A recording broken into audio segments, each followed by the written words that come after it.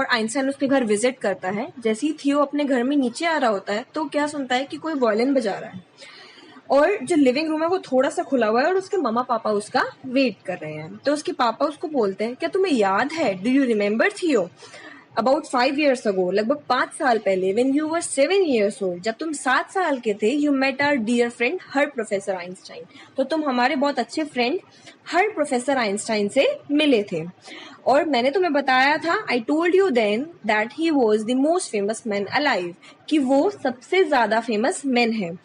तो जो थियो है वो बोलता है हाँ मुझे याद है पापा, ठीक है, और उसके पापा बोलते हैं हाँ वो यहाँ पर है और वो लिविंग रूम के अंदर वायलिन बजा रहे हैं। तो थियो लिविंग रूम में जाता है तो एल्बर्ट आइंस्टाइन वायलिन बजाना बंद कर देता है और उसको साइड में रख देता है। तो थियो फिर उसके बाद में आइंस्टाइन से बातें करता है। तो एल्बर्ट आइंस्टाइन बोलता है थियो को कि तुम्हारे पेरेंट्स ने मुझे बताया कि तुम्हारे पास एक सेल बोट है। तो थियो अपनी गर्दन हिलाता है। तो आइंस्टाइन बोलता है कि मैंने भी अपनी पूरी लाइफ सेलिंग करी है और मुझे बहुत पसंद है सेलिंग करना, क्या तुम अपनी बोट पे मुझे लेके जाओगे, बहुत अच्छा दिन है आज। तो वो अपने पेरेंट्स की तरफ देखता है और उसके पेरेंट्स क्या बोलते हैं कि our guest is an experience seller, हमारे जो गेस्ट हैं वो बहुत अच्छे और बहुत ज्यादा एक्सपीरियंस सेलर हैं, एंड सो आर यू, और तुम भी। It would be lovely for the two of you to go out on a lake, और ये बहुत ज्यादा अच्छा होगा तुम दोनों के लिए कि तुम दोनों लेक पर जाओ।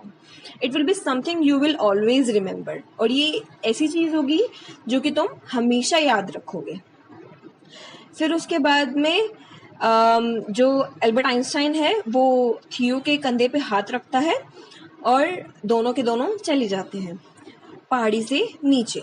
तो जब वो लेक के पास पहुंचते हैं तो वहां पर बहुत सुंदर बर्ड साउंड होती है, और वहां की जो ब्यूटी है वो ऐसे बता रखी कि स्प्रिंग का मौसम होता है। वहां का जो नेचर है वो अपने आप में ही बहुत ज्यादा अट्रैक्टिव लगता है आइंस्टाइन को। फिर दोनों के दोनों बोट के ऊपर चढ़ जाते हैं, और जो नेचर है वो उसको ऐसे डिस्क्राइब किया गया है कि पहले बोला गया है कि क्लाउड्स जो थे ना वो पिंक कॉटन से कंपेयर किए गए हैं, उनको क्या बोला गया है, पिंक कॉटन पफ, ठीक है। और जो स्काई है वो इतना ज्यादा नीला था जितनी की थियो की मम्मा की आईज थी, ठीक है। तो थियो डिसाइड करता है कि ये परफेक्ट टाइम है मेरा क्वेश्चन पूछने के लिए, ठीक है। तो थियो एक डीप ब्रेथ लेता है और आइंस्टाइन से पूछता है कि तुम एक फिजिस्ट क्यों बनना चाहते थे। तो वो उसके क्वेश्चन का आंसर नहीं देता बल्कि अपने हाथ अपने पॉकेट में डाल लेता है। तो ऐसा लगता है कि उसकी पॉकेट में ना कोई होल है, ठीक है, और जिसके थ्रू कुछ गिर गया है। तो थियो पूछता है excuse me her professor, what has fallen through a hole in your pocket, तुम्हारी पॉकेट के छेद में से क्या गिरा है। वो बहुत ज्यादा पोलाइटली पूछता है। तो वो क्या बोलता है, अपनी पॉकेट में हाथ डालता है और अपनी वो चीज ढूंढने लगता है, ठीक है। वो अपने आप से बातें कर रहा होता है कि मुझे अपनी पॉकेट की लाइनिंग फाड़नी पड़ेगी, थोड़ी सी और फाड़नी पड़ेगी, ऐसे ऐसे करके वो अपने आप से बातें करता है। इस टाइम पे आइंस्टाइन भी हंस रहा होता है और थियो भी हंस रहा होता है और आसमान की तरफ देखता है, ठीक है। फिर उसके बाद में वो क्या होता है कि आइंस्टाइन अपनी पॉकेट में से हाथ बाहर निकालता है और आइंस्टाइन बोलता है जब मैं 5 साल का था तो मैं बीमार था और मुझे बेड में बहुत दिनों तक रहना पड़ा, तो मेरे पापा ने मुझे एक कंपास गिफ्ट किया था, ठीक है। और तुम्हें पता है ये कंपास किस लिए है। तो थियो ने नोट करा, हाँ भाई मुझे पता है। तो बोलता है गुड, अच्छी बात है, और ये मेरी लाइफ का पहला कंपास है, ठीक है। आइंस्टाइन बोलता है इसमें एक नीडल थी ग्लास के नीचे, ठीक है। फिर उसके बाद में वो क्या बोलता है कि ये जो कंपास था ये मेरे लिए एक मैजिकल कंपास था, ठीक है। और बोलता है कि तुम्हें पता है क्यों ये मैजिकल था। तो वो डीप ब्रेथ लेता है और क्या बोलता है, क्योंकि जो नीडल है वो मैग्नेटिक थी और जो मैग्नेट है वो नॉर्थ पोल की तरफ ही हमेशा जाके रुकती थी।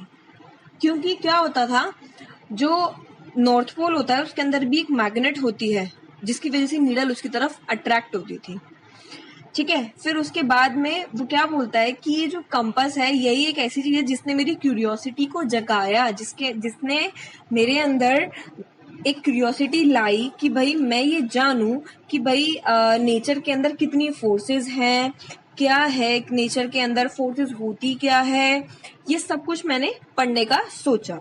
ठीक है। उसी टाइम पे क्या होता है, दो मोटर बोट उनके पास से गुजरती है और उसका कंपास पानी में गिर जाता है। ठीक है। आइंस्टाइन को स्विमिंग नहीं आती होती इतनी अच्छी तरीके से, तो आइंस्टाइन पानी में जाने से डरता है। तो थियो बोलता है कि भाई मुझे अच्छी तरीके से स्विमिंग आती है, और वो पानी में कूद जाता है। फिर उसके बाद में पहले तो वो बोट के नीचे देखता है, बोट के आसपास देखता है, उसे कुछ नहीं मिलता। फिर वो डिसाइड करता है कि वो थोड़ा सा दूर जाके ढूंढेगा। तो जैसे ही वो स्विमिंग कर रहा होता है तो उसकी चिक से कुछ टकराता है, and it was his compass. वो क्या था, लकीली उसका कंपस था। तो वो लेके कंपस बाहर आता है और उसको देख के आइंस्टाइन बहुत खुश होता है।